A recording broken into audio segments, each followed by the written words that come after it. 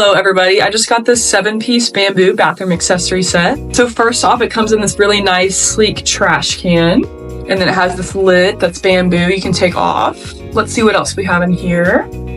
So we have this really pretty tray for some of the items that are inside here. We have this toothbrush holder, it's got 2 spots there. And as you can see, this stuff fits perfectly on the little tray. It also comes with a soap dispenser, super cute. And that also fits on the tray. So it also comes with like a little toilet cleaning brush. And then you're just gonna assemble it really quickly. It's super easy to do. And then you can set it right by your toilet, and then whenever you need it, you can just grab it conveniently. Really nice. It also comes with just a simple little black holder here, which is the 3rd piece for this little tray set. You can add things like Q-tips, toothpaste, really anything that you need. And last but not least, it comes with a little spot to put a bar of soap. And the bamboo piece does come out. So I am super excited about all these pieces, and let's go ahead and set them up in my bathroom. Okay guys, so here is my bathroom. I have everything set up.